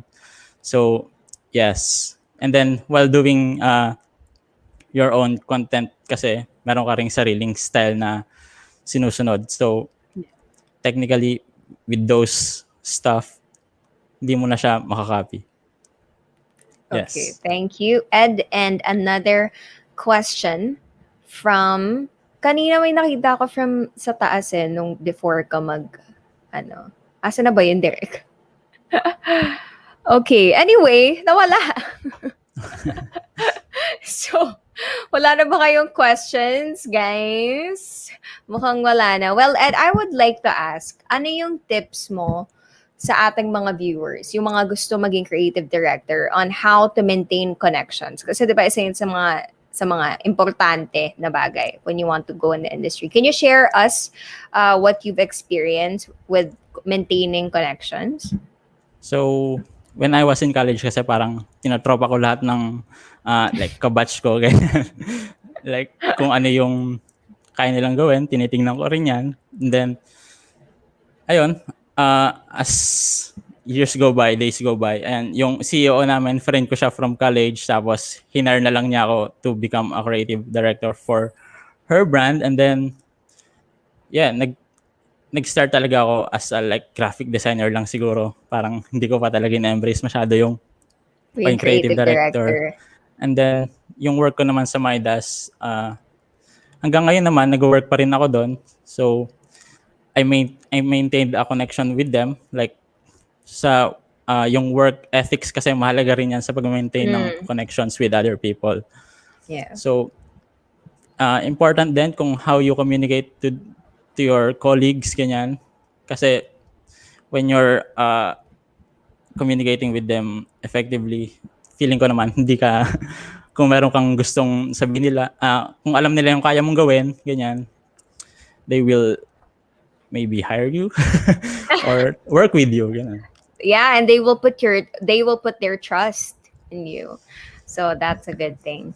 Well, thank you, Ed. Salamat for dedicating your time, like what the other speakers have done for our webinar. And thank you for sharing your knowledge on what it takes to be a creative director of AC Creatives. Napakita mga kanina, di ba, yung 3 steps of when to trust your content creation for a brand. So guys, alalahanin nyo lang yung analysis, customer identification, and confidence. Ed, don't worry, we'll be seeing each other later for the game. Put the finger down. Yes. So wag ka nga alis. And we will be right back with you. Thank you. Thank you. If you're interested in Edmund's work, follow him on his social media pages. Links are in the comment section below, so check those links out and you will see his works. Yung mga traffic cones kanina, mas mazo-zoom in nyo doon, guys. I follow him as well. So, nazo-zoom in ka sa, sa Instagram. Okay, we would like to thank Square One sponsors, of course, That Thing You Brew, Brewfix, Kaishi, Cookie.co, Floors DJ's Event Styling, ENK.co, Knob, Tobal Motorcycle and Machine Shop, E-Scramble, Maxam Logistics, and our media partners, LSPU Santa Cruz, Damas del Rosario College, St. Bernadette College of Alabang, LPU Laguna de La Salle, Lipa, and Agimat. And lastly, our co-presenters, Hinshitsu Hobby Store, Good Hurt Tattoo, Real Leg Legacy Corporation, Cycling Culture, and King of My Art. I've been seeing potential winners para sa ating 3 prizes this afternoon. Ang question nga ulit, how do you keep yourself connected with creativity during the pandemic? Don't forget to include the hashtag stay connected, and you might win one, a t-shirt from Good Hurt Tattoo, a resin kit from King of My Art, or either a high-grade RX 78-2 Gundam Beyond Global. And wag nyo rin kalimutan ang ating mini quiz when you check out the virtual exhibit. Sana na-check out nyo na, and you may be on your way to being one of the winners. Para naman sa 5 prizes doon. So, saan nyo ba gusto manalo? Kayo nang bahala. And because I will be moving on to our last but definitely not the least speaker for this afternoon. This guest speaker is a music producer, sound and virtual artist right here from Laguna, Philippines. His audio works explores sound. His audio works explore sound and the idea cultural soundscapes through various methods such as field recordings, sound walking, and personal encounters with the subject environment and its local. His sonic related projects involve performing and producing electronic music in various settings, may it be public and or private spaces, as an attempt to explore how physical spaces contribute to and or affect spatial sound and performance.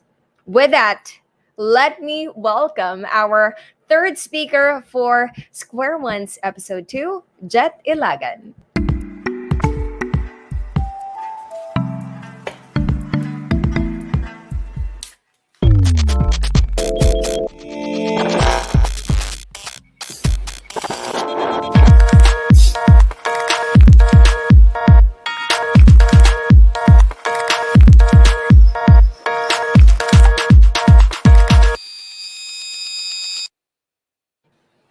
Hi, Jet. Good Hi, Therese. afternoon. Hi, good afternoon. Hello. Hi. Kamusta? Okay lang.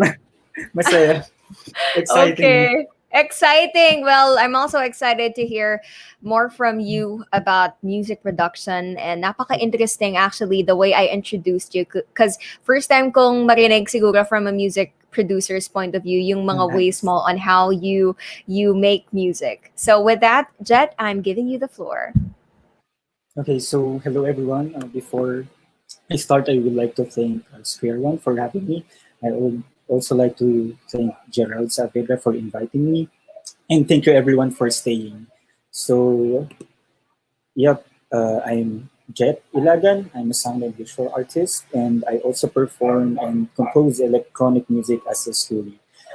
This afternoon, I will talk about why is it important for us to expand our creative language and consciousness.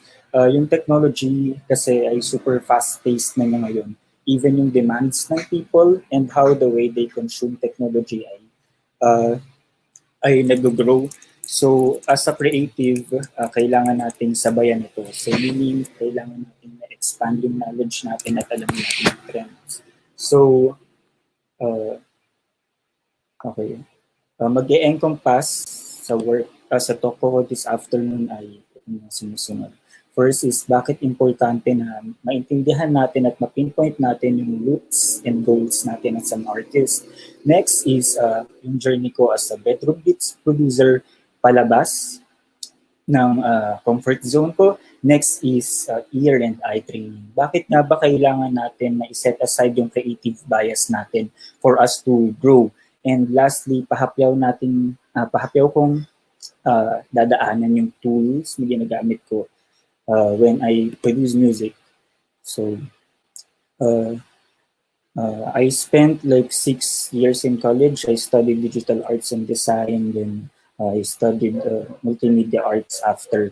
Then for these years, I've been like focusing on producing graphic design works, producing animation, basta graphic related. Then I realized later on na parang nasa loop lang ako. So, okay, paano ako makakaalis sa loop na to? Ano pa yung pwede kong gawin sa skill set ko para mag-improve ako as an artist? So, what I did was, nag-aral ako gumamit ng software for me to produce music. I want to improve my musical skills. So, I used Ableton Live. Then, marami pang ibang software na pwede gamitin, but mainly I use Ableton Live to compose and produce music. So, after ko matutunan to, dito nanganak si Escuri. My first work was Orbit 21. So Orbit 21 was like embraced by the music community. Because of this work, I was able to immerse sa music scene. I was able to perform electronic music sa gig venue. So later on, na-realize ko na ito na naman, nasa loop na naman ako, paulit-ulit na lang. Ngayon, paano ako makaka-break? Paano ako mag-expand as an artist? Paano ako lalawak pa? So, humintubo na ako sa pag-compose ng works at nag-self-assess ako. During this time, I'm influenced by the discipline practice. So, I tried to i-practice yung discipline nila.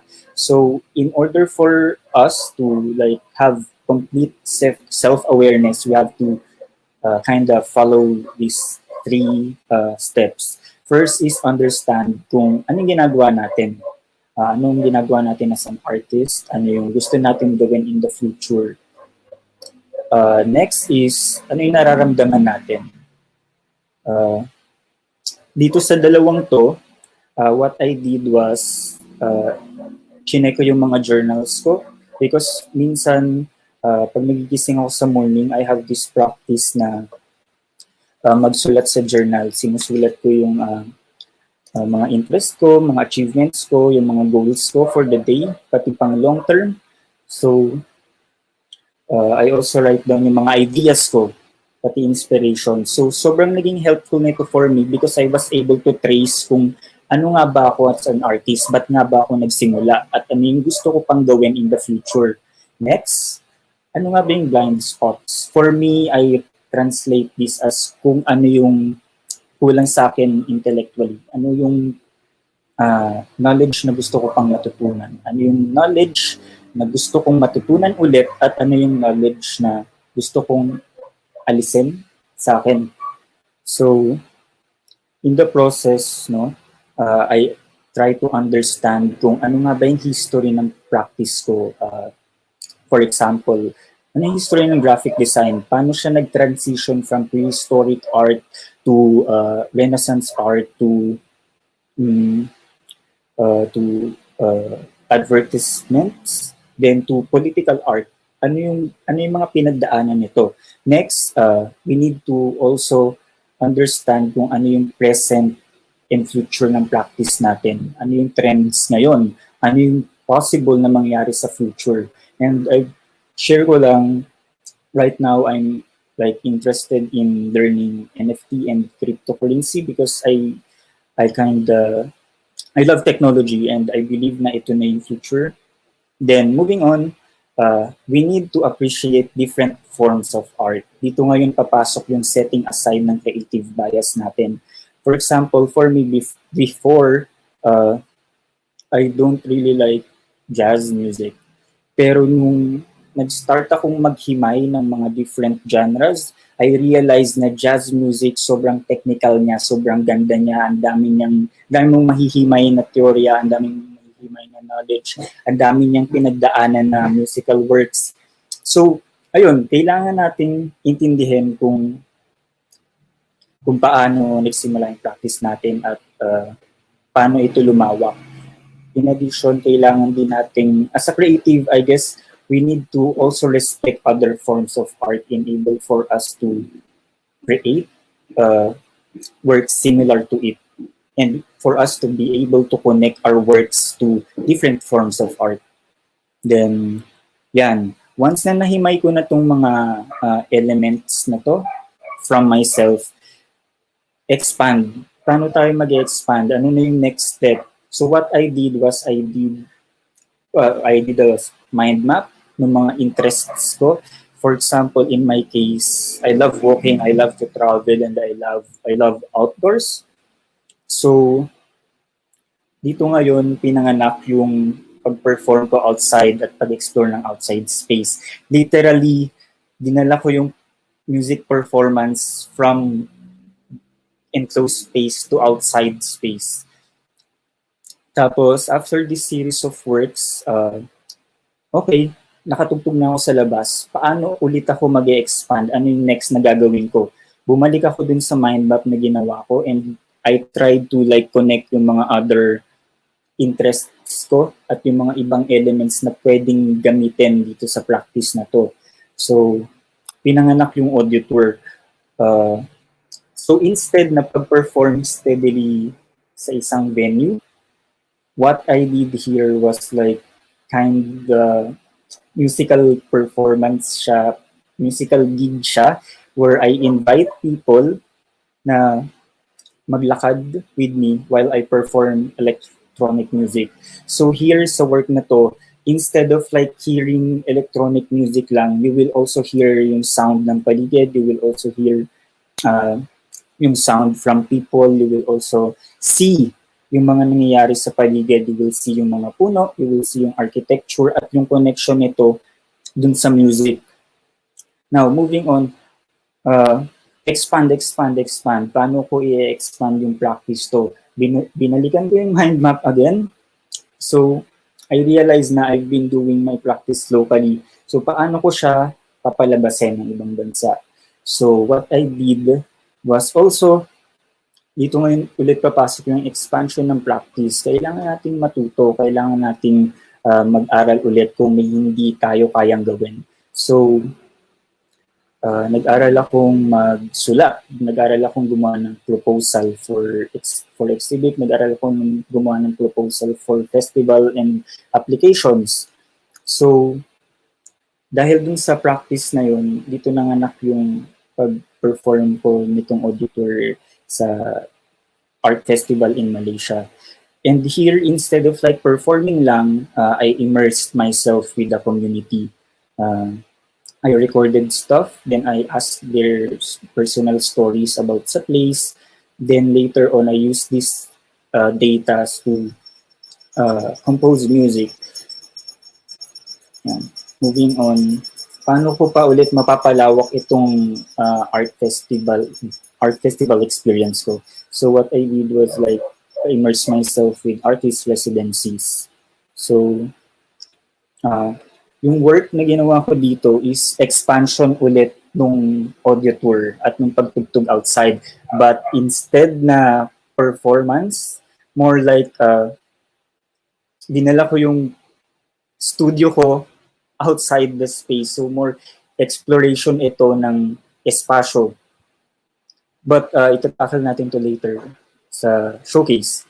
And just a reminder to everyone, always do your best and always be honest to your work, because kung okay yung trabaho mo at alam mo yung ginagawa mo, people will notice your work. So because of this work, I was invited to be part of an artist residency in Vietnam. And here in Vietnam, I immersed myself sa community. I traveled there for like 6 months and I was able to immerse sa mga people sa province and people sa city.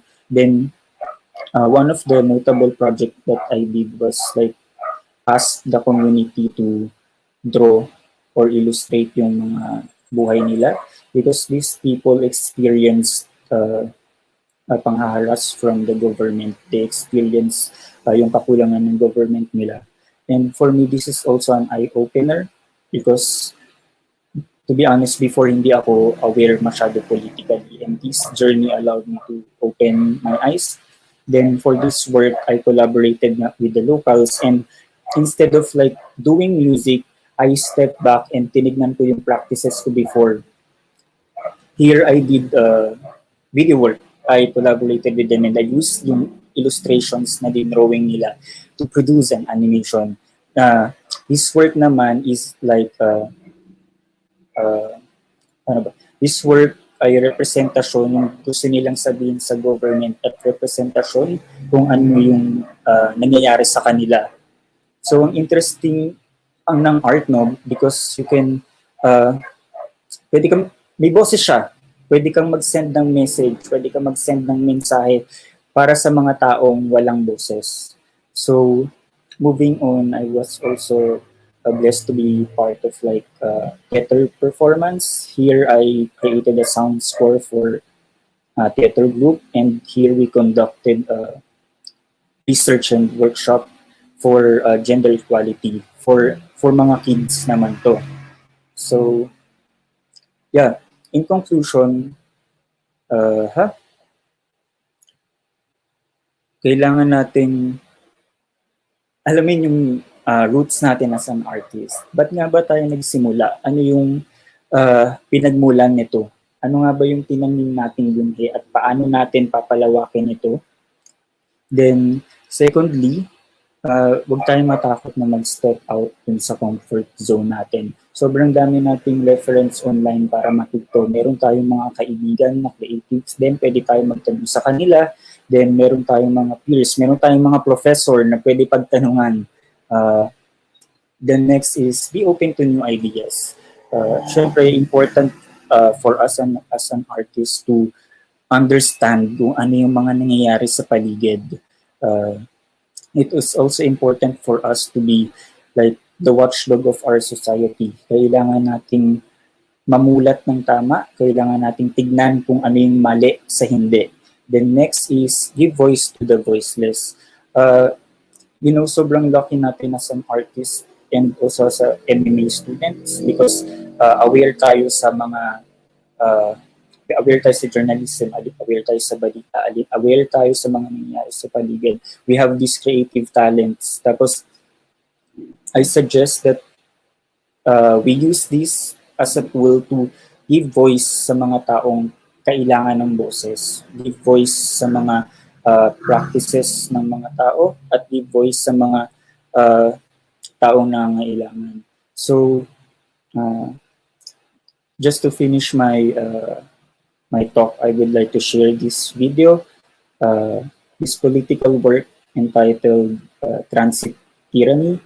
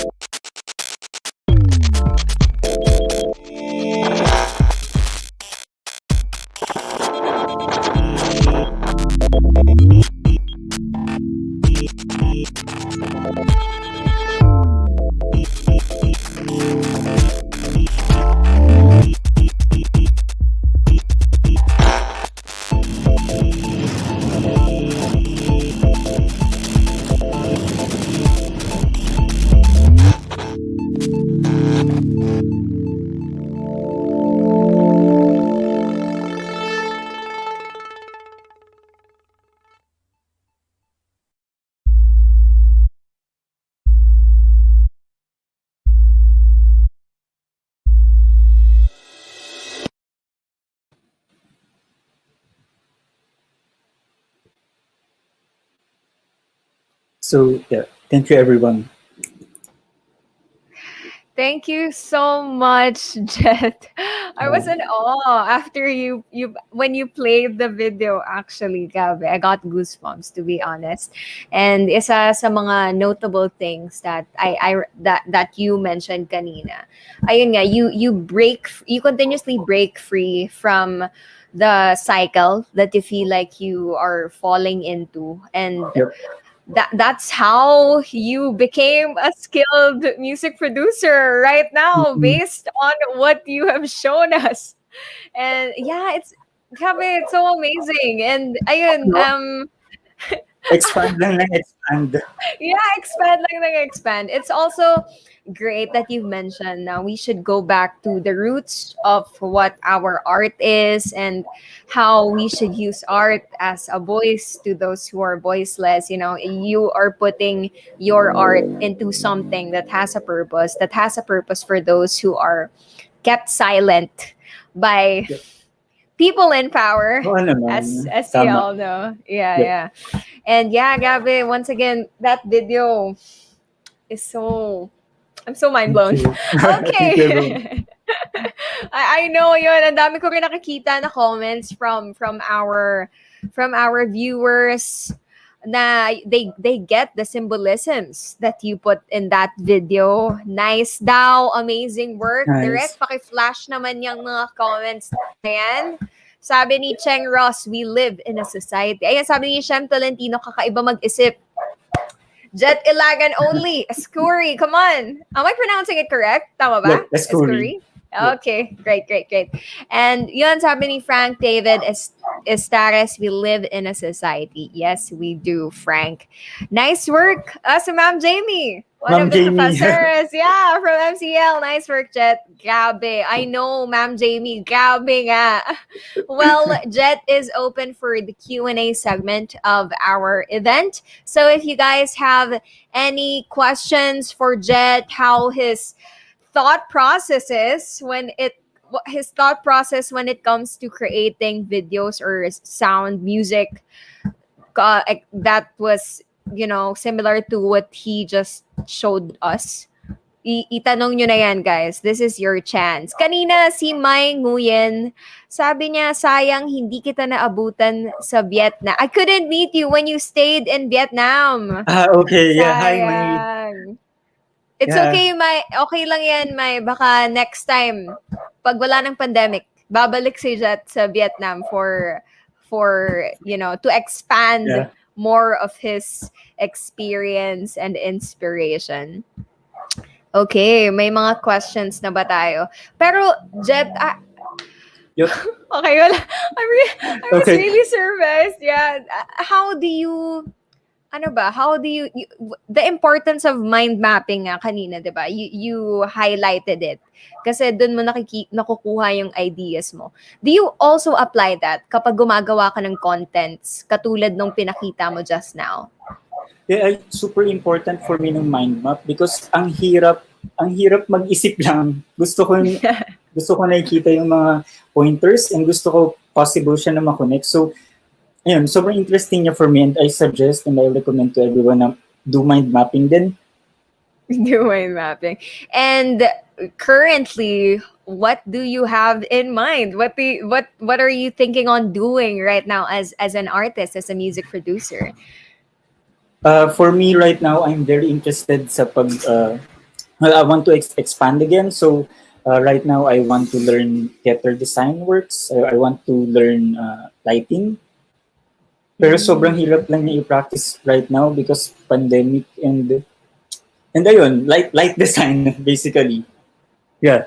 Okay, okay. Since you mentioned the pandemic, how did your ano ba, your work change? How did you Oh, okay. How did your work change I nung guess before during and pandemic, after? before pandemic, sobrang free kasi again, yung practice ko involves performing outside and making music. Tapos related din sa outside environment yung work. Now that the pandemic happened, sobrang na-affect yung work because ayun, kailangan mong humanap ulit ng bagong direksyon sa trabaho. Mm.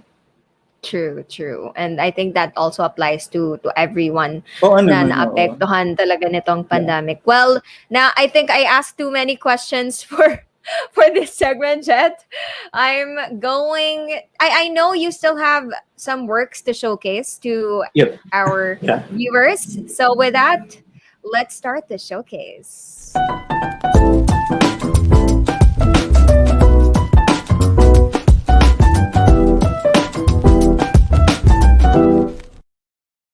Okay, Jet, what project will you be sharing with us? Okay, Another so project. yeah, for this project, I will showcase yung Wonder Studio. This is more like my artist residency work. So I will discuss kung ano yung artist residency at kung ano yung ginawa ko dito. Okay, go ahead. Okay, yeah.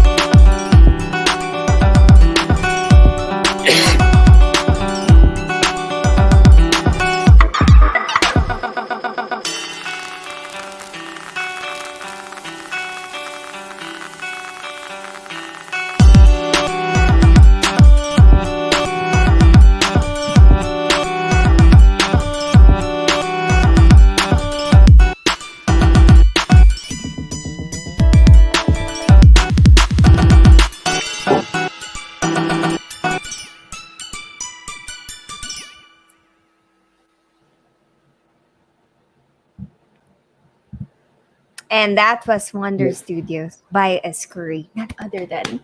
Yay. Woohoo! Okay, Jet, can you tell us more about Wonder Studio? Okay, so Wonder Studio is a project from my artist residency in Yokohama, Japan, and again, Wonder Studio, pinanganak siya from my past works from auditor and from performing outside. And these works is kind of uh, involve communities and other people. I Yeah, see. Oo nga, narinig ko yung mga nagdinihongo or yeah, social. Wow! May ano pala, may inclusion ng mga voices nila. And see, one of the questions na tinatanong ni Mai Nguyen in connection to I think the piece that you just showed since my environmental sound yun, diba?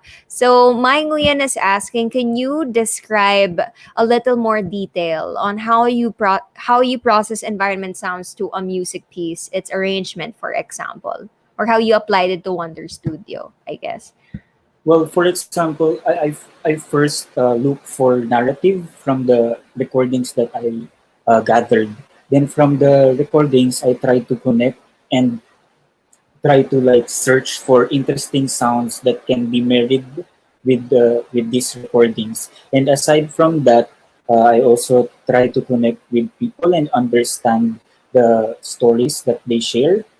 And with this uh, data, I try to like combine them and form a new narrative. But in a way, I want the work to reflect also the stories that these people shared. Okay, thank you for that, Jet. And yeah, nakita naman natin from Wonder Studios, diba? And ayan, from Ryan, ask ko lang kung ano po ang pinaka-favorite or mas nagustuhan mong genre when it comes to sound production. P.S. I'm also an aspiring music producer and hoping to return on Yeah, making go. instrumental Yeah, beats go. after this term. Yeah, nice. So to be honest, no, I was influenced by like rock music. I love listening to Linkin Park. I love listening to Eraserheads, OPM. And I love listening to like ano pa ba? Uh, not really rave music, but I guess mapipinpoint talaga sa mga rock and metal music. But ang interesting from that is instead of like me showing yung rock side ko, I want to like be out dun sa comfort zone ko and experiment with like different kinds of music. Like for example here, when people ask me dun sa kung anong genre yung ginawa kong ito, nahihirapan ako lagi explain. But I guess we can describe it as like electronic music. Yeah.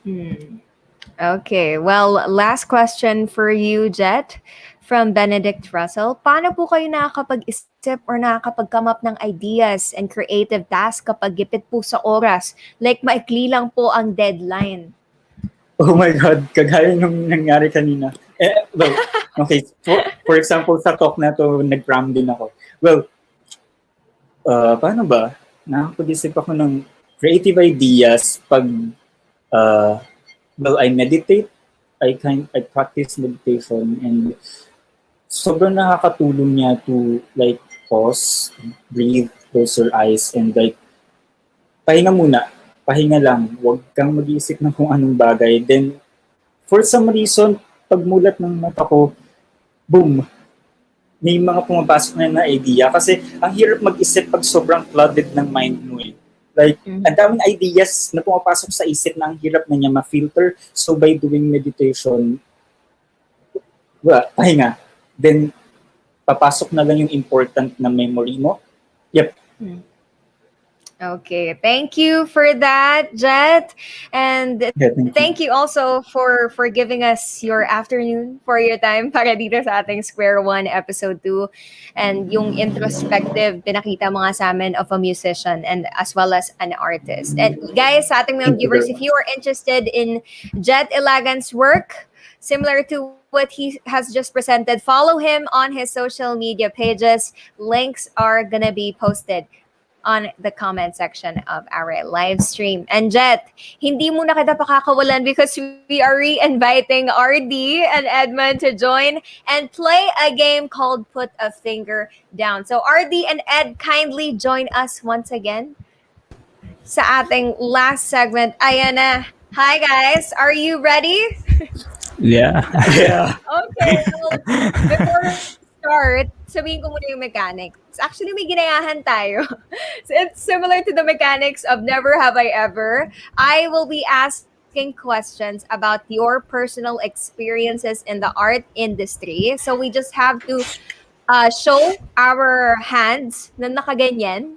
And I will be asking questions about your creative experiences. Then you will have to put a finger down if you have done it, and you just keep it up if you haven't. Okay. Okay, ready na ba kayo? Ilapit na natin. Guys, panoorin nyo to. Mas makikilala nyo ang ating artists for sa segment na to. Okay, ayan, may timer pala tayo. 1 minute natin itong gagawin. 10 questions. Let's start with the first one. Has ever commissioned a project that you don't like? Sino ba? Wow, wow, wala pa. Has lost inspiration. Ay, meron na. And doing your craft once in your life. Meron bang magbababa dyan? Meron. May magbababa ulit. Have you been discouraged from pursuing the arts? May nag-discourage na ba? Yes, si Jet na discourage niya. Had a bad experience with a client. Meron na? Magsabi na kayo. Ayan, may nagsabi na. Had a project that you are not satisfied with. Okay, Gabi, may bounty ng konti dito. Thinks he or she is good at his or her job. Have thought of quitting your career. Sino? Okay, wow, okay. Took a breather from work but came back a bit Oh my late. God. Oh, meron ulit. Ask friends for assistance whenever you feel like doing it alone won't work. Okay, that's it. Di tayo nakaabot sa final question. Pero yun na po ang ating put a finger down. Sino may pinaka-konting natirang... Okay. RD, okay lang yan. Okay lang yan, RD. Thank you guys for jamming in dito sa Put a Finger Down game natin. And you know, we did this para mas makilala kayo ng ating mga viewers. So once again, thank you to our guest speakers, RD Rogacion, Jet Ilagan, and Edmond de la Cruz for sharing your insightful talks and experiences that surely inspired us all to be creative. So once again, thank you guys. I hope you have a nice day, and yeah, keep Thank you, everyone.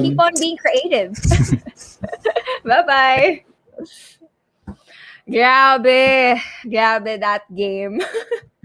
Nakaka-pressure yung 1 minute up. Muntik na tayong matapos, guys. Well, once again, we would like to thank Square One's sponsors, That Thing You Brew, Brewfix, Kaishi, Cookie.co, Floors DJ's Event Styling, ENK.co, Knob, Tobal Motorcycle and Machine Shop, E-Scramble, and Maxam Logistics. Of course, we won't forget our media partners for this event, LSPU Santa Cruz, Tomas del Rosario College, St. Bernadette College of Alabang, LPU Laguna, De La Salle, Lipa, and Agimat. Lastly, our co-presenters, Hinshitsu Hobby Store, Good Hurt Tattoo, Relag Legacy Corporation, Cycling Culture, and King of My Art, PH. Eto na! Ang pinaka-iintay ng ating mga audience. I've been seeing their answers to the question, how do you keep yourself connected with creativity during the pandemic? At nakita ko ang daming potential winners, May mga inspiring na akong nakita, and I know our director in the background have also picked those winners who will be receiving. That the third winner will receive a t-shirt from Good Hurt Tattoo, and the second winner will have a King of My Art resin accessories. And lastly, ang grand prize winner ay magkakaroon ng high-grade RX 782 Gundam Beyond Global. Sabi ni Cheng Ross, kahit cookies lang, ox na ako. Sige, Cheng, let's see about that. Okay, eto na guys. Our third, I will be announcing the winners for. Okay, well, bago ang lahat, bago ko pala i-announce, gusto ko munang tingnan ang ating comment section para mukhang bumabalik na ang ating mga viewers kasi ito na yung part na may giveaway. So thank you. Sana naman nagstay kayo, and I know you guys stayed all throughout the event and you got to witness the creative minds that just graced our event this afternoon. Sabi ni Dana, such great insights from our speakers. Thank you, everyone. I know, right, Dana? I know, right? And sino pa ba? Sabi ni Kevin Gallardo, congrats, Therese Macasaet, on hosting remarkably. Thank you po. Pumiyok. Pumiyok pala. Okay, thank you, Kevin. It's my pleasure. It's my pleasure for our BMA students. Sabi ni Didge, congrats sa mga magiging winners. Didge, don't lose hope. Baka isa ka sa ating mga winner kung nagpasa ka ng answer mo. Okay. And another viewer said, shout out daw. Sabi ni Benedict Russell, shout out kay Russell Babanto. Ha ha ha ha ha. Bakit pares kayong Russell? Ano to? I'm so confusion. Okay. Sino pa ba? Sino pa ba? Sabi ni RJP Bandales, hello Team Green Rangers here. SLSU! Let's go! Let's go! Nanood rin kayo ng episode 1. I remember that. I remember SLSU. And another comment from John Carl Panaligan Santos. Shout out kay Boss. Ano, Sob o Boss? Ano to? Ella Burgos. And laughing emoji. Ella, shout out daw, sabi ni John.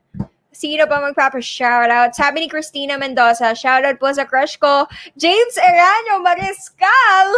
Wow, the assistant director. May admirer po ang ating assistant director. Nako, James, narinig mo ba yon? Well, sino pa ba? Self-shout-out. Okay, Didge. This shout-out is for you, Didge. Okay. Sino pa ba? Sabi ni Benedict Russell, shout-out po sa technical director. Yes, Russell, shout-out sa ating technical director. Sino kaya yon? Sino kaya ang ating technical director? Sino pa ba? Sino pa bang mga nanood? Ano pong socials ng host? Sabi ni Ralph D. Guys, Char, you can follow me on my Instagram account at ThermarMac. That's ThermarMac on Instagram. And kung gusto nyong mag-host din ako ng events nyo, you can reach out through my social media on Instagram. And yeah, let's be connected in this unprecedented time, if you know what I mean. Okay, well, sino pa ba? Sabi ni Sarah Gonzalez, shout out po sa Creatives team. Ang galing-galing po nila. I know, right, Sarah? I know, right? And sabi ni Ryan Tayaba, Direk, are you still there? I-highlight natin to. Ryan Tayaba is saying, hello, like and follow Malayan FM to witness aspiring musicians from MCL. Okay, well, guys, that's it for our shout-outs this afternoon. Because, yes, tamang-tama yung comment ni Eman Marukot. Shout-out sa makakakuha ng Gundam because we are going to be announcing our winners para sa ating giveaway this afternoon. Once again, the winners, the third prize winner is going to get a t-shirt from Gutter Tattoo. The second one is going to get a King of My Resin accessories kit. And lastly, the grand prize winner is going to get a high-grade RX-78-2 Gundam Beyond Global, of course, brought to you by Hinshitsu Hobby Store. And if you won't win the Gundam today or later ng 11:59, you can check out their Facebook because they are also having a giveaway. Okay, I hope our winners are still viewing our live stream because ang ating third prize winner, I see. Bayan, corny ko. Our third prize winner is Ray Montefalco. Congratulations, Ray. You just won a t-shirt from Good Hurt Tattoo. Pwede po ba nating basahin yung comment ni Ray Montefalco para makita natin kung ano nga ba ang kanyang ways on how to keep how they keep connected with creativity during the pandemic. Nandito pa ba yung answer ni Ray? Okay, never mind. Makikita siguro natin yan later. And our second, congratulations, Ray. You should don't forget to send a private message on our Facebook page, Square One, to claim your prize, to claim your T-shirt. Okay, ito pala yung sagot ni Ray. I keep myself connected to creativity by being resourceful on what I have and being capable to produce something unique. That's good to know, Ray. Well, congratulations once again. I hope you enjoy your t-shirt and please continue to stay safe. And our second winner, guys, our second winner who will be winning the King of My Art Resin Accessories Kit is none other than Mai Nguyen. Congratulations, Mai Nguyen. You have just won a King of My Art Resin Accessories Kit brought to you by one of our sponsors, King of My Art. And yes, congratulations. Don't forget to also message our Facebook page to claim your prize.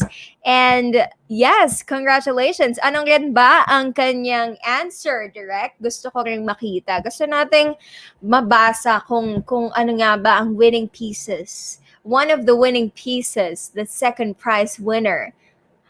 The second prize winning piece. Nito.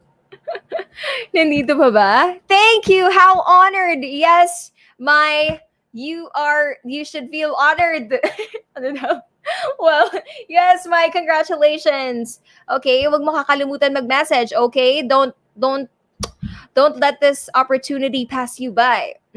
Wow. Well, that's it. Let's just read her entry later. And finally, guys, eto na ang makakapanalo ng ating grand prize is ang makakakuha ng high-grade RX 7082 Gundam Beyond Global is Racel Joy. Congratulations, Racel. You just won the Gundam Beyond Global. May nag-drum roll for me. Thank you, Christopher. Congratulations, Racel. Are you still here? Please comment. Please comment it down below. Are you still here? Okay. Racel, hello. Ayan, ang comment daw ni Racel, guys, ito. Hashtag stay connected. Okay. Okay, ano ba po talaga? Direct. Okay, ang kanyang winning comment. Ayan, si Racel. Hi, Racel! Congratulations. You just won. Yeah, a Gundam. Medyo nagugulahan na po ako kung ano po bang comment ni Racel. But yes, congratulations. Don't forget to message our Facebook group. And yeah, congratulations. You just won a Gundam. Sa mga hindi nakakuha ng Gundam, sa mga hindi napili, don't worry because meron nga po isang giveaway ang Hinshitsu.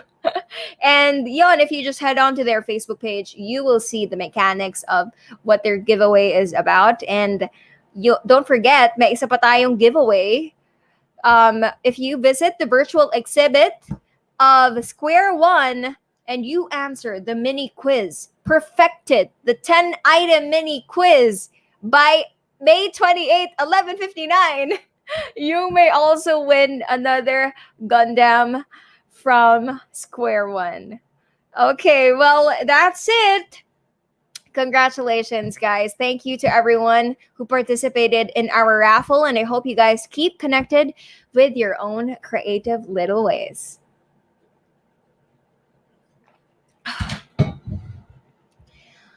In this digital era, we face a new platform with the same concepts of communication. And while we master our own craft and art, we can apply it to this growing platform and responsibly utilize our skills and abilities to disseminate information or tell stories and narratives of our society. It is truly a hard time not only for us artists, but for everyone else as we try to get accustomed to this new normal. And as artists, or even in our own ways, big things and small alike, it is important for us to not lose our spirits. And, we may have gone through different hardships, got lost, or even went back to the beginning. We may have taken a break from drawing, shooting videos, or taking pictures outside, but it does not mean we are going to stop anytime. The limitations we have right now can be utilized to learn the fundamentals, to go back to basics. In short, back to square one. Once again, it has been your host. I'm Therese Macasaet, and thank you for watching and for being with me in the second episode of Square One. I hope you stay safe and stay connected with your creativity. Bye, guys. Bye bye. Thank you for being with me.